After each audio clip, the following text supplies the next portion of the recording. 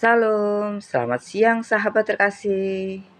Di tengah aktivitas hari ini, mari kita berhenti sejenak, menenangkan hati, dan memberi ruang bagi firman Tuhan.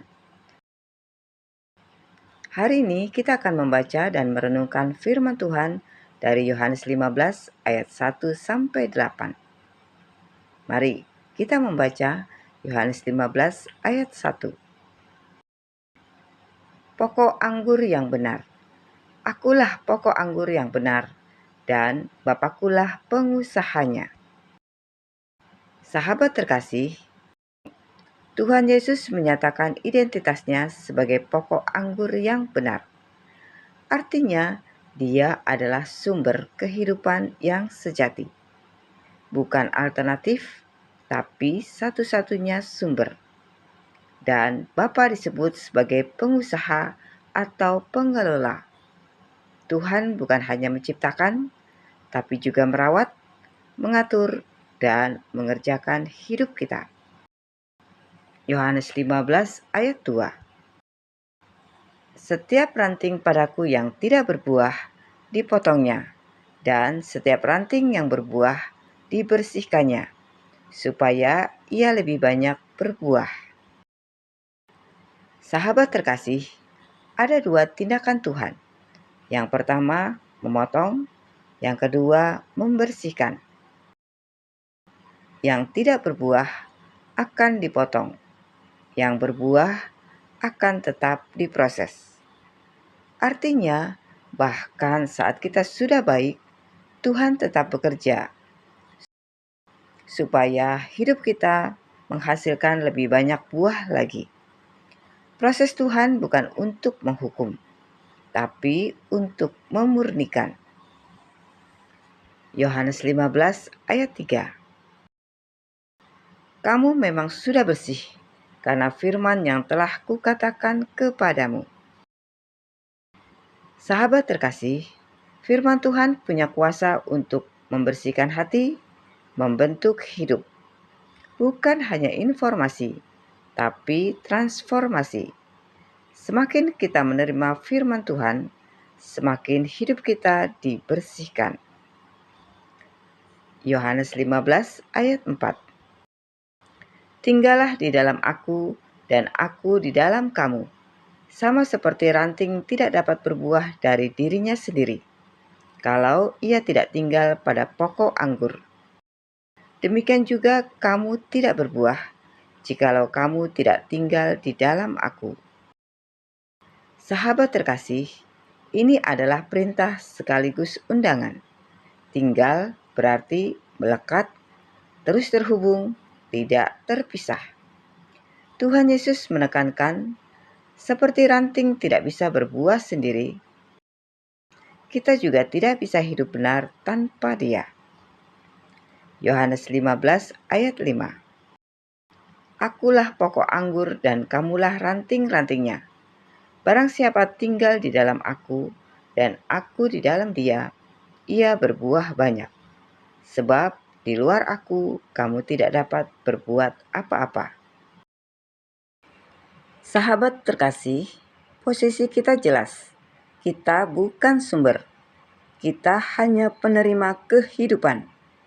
Dan Tuhan Yesus berkata, di luar aku kamu tidak dapat berbuat apa-apa. Artinya, tanpa Tuhan, kita masih bisa beraktivitas, tapi tidak menghasilkan buah yang sejati. Yohanes 15 ayat 6. Barang siapa tidak tinggal di dalam aku, ia dibuang keluar seperti ranting dan menjadi kering. Kemudian dikumpulkan orang dan dicampakkan ke dalam api, lalu dibakar. Sahabat terkasih, ini peringatan yang serius. Hidup yang tidak terhubung dengan Tuhan akan menjadi kering, kehilangan arah, tidak menghasilkan, bukan langsung terlihat, tapi perlahan. Yohanes 15 ayat 7. Jikalau kamu tinggal di dalam aku, dan firmanku tinggal di dalam kamu, mintalah apa saja yang kamu kehendaki, dan kamu akan menerimanya. Sahabat terkasih, ini kunci dari seluruh bagian ini. Ada dua hal. Yang pertama, tinggal di dalam Tuhan.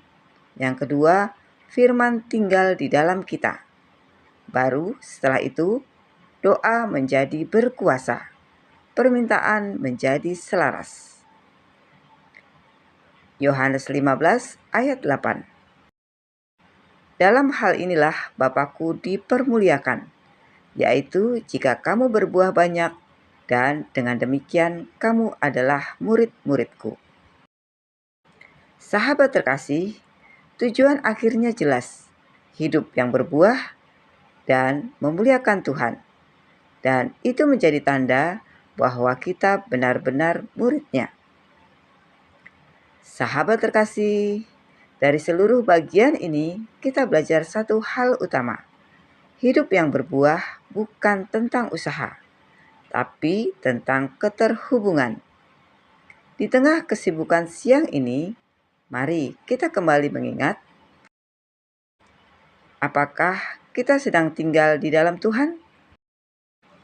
Sahabat terkasih, mari kita berdoa bersama.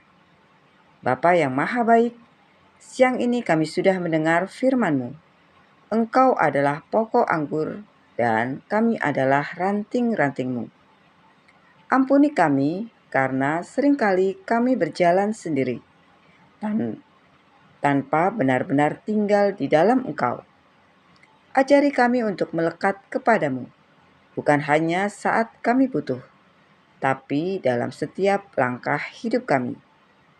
Biarlah firman-Mu tinggal di dalam hati kami dan membentuk pikiran kami serta mengarahkan hidup kami, supaya hidup kami tidak hanya sibuk, tetapi benar-benar berbuah.